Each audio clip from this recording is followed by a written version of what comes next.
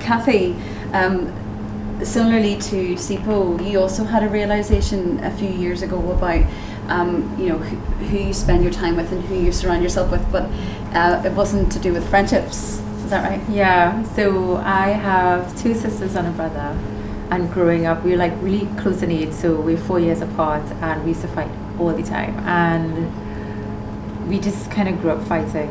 And when I got older, so became a teenager, I never really wanted to hang out with them, and I would always choose to hang out with my friends over my family. So much so, like, even when all the family was coming over to ours, they'd be surprised if I was there, because they're like, oh, we thought you'd be out with your friends. And so I always chose my friends over my family. And when I moved to London, I learned a lot about myself in London, and a lot of the things that I just thought was normal growing up got shattered. Those beliefs got shattered here. One thing was like seeing Holly's sisters, Tracy and Gemma, around, and they were like 2 of the funnest, coolest girls I know, and they were each other's best friends, and like, oh, so that's what a good sibling relationship could look like, And then I can't remember exactly what it was, but something in me, I found the letter. I wrote a letter to my siblings 10 years ago actually, and I thought I was looking at it the other day, and I said, I realized that I don't think a lot of myself, and that obviously affected the way I treated you guys. And I just said, I'm really sorry for not spending so much time with you, but I completely wasn't a very good big sister to them. So, and I just said, like, I'm sorry, and can we start again? And they were so gracious to me. Mm-hmm. My brother was like, yeah, no problem, we have a long time anyway. And my sister said, she's like, I forgave you 2 years ago, but she kind of went on a similar journey. She's like, I realized when I started to get close to somebody who's a really good friend, that we never really bonded as a family. And I said, you guys don't have a choice but to love me, Coming to London, I have so many friends, and some of them are in the room now who are like my family. But you guys are my family, and you don't have a choice, and you have to love me anyway. So, and so over the last 10 years, we've been, we made a real effort, and now we actually choose to spend time with each other. We choose to go on holidays with each other, and it's the nicest thing, just to be with people who you can just be yourself. Yeah, and it must be such a blessing as well, because obviously in some of the earlier themes we've heard about people who have grown up in family environments that aren't necessarily so healthy, where siblings even want to hang out with each other, and yet sometimes it's that thing of like we take for granted like what the health that we do have, or what is around us, and here your siblings were there, but you just weren't recognizing them.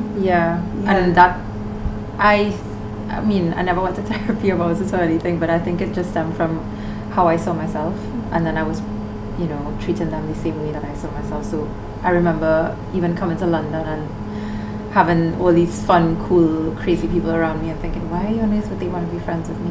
Really? Because I wouldn't want to be friends with me. Really? Yeah. Wow. So that was why you weren't hanging out with your siblings, because you didn't think you were...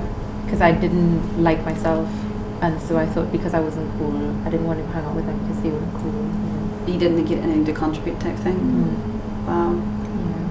I have 2 brothers, and one of my brothers lives in London, but he didn't move into London until maybe like 6-7 years after I did, and it took me a long time to remember that I had a brother living here, because you get used to life happening, that you forget. But definitely I would agree with that as I've got older, and I think that as you go through different seasons and experiences in life, you really start to realize what is important, and that how is it that I can carve out all this time for my friends, yet I have a brother living in London, and so many of your families live in other countries, and they're not just an hour's flight away like mine is in Ireland, and probably you'd give your right arm to be able to have a sibling living here in London. And I think certainly friends of mine whose family do live nearby, where I've been able to go and hang out in their house and spend time with their family, has made me realise, why am I not spending more time with mine? So that's definitely, your story's really encouraged me.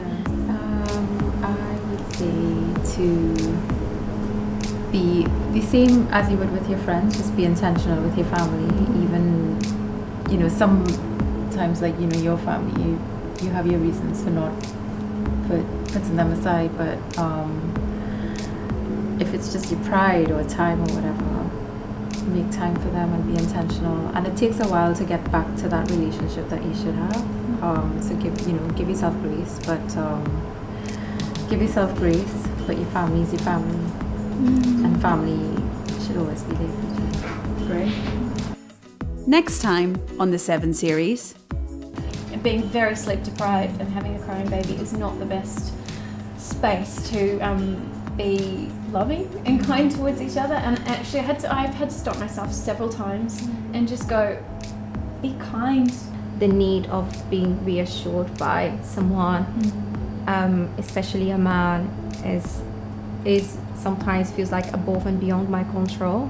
And my dad, he's not a big conversationalist. So I save the conversation for 3 months. And then we have like an hour-long conversation, and that's like a long one, right?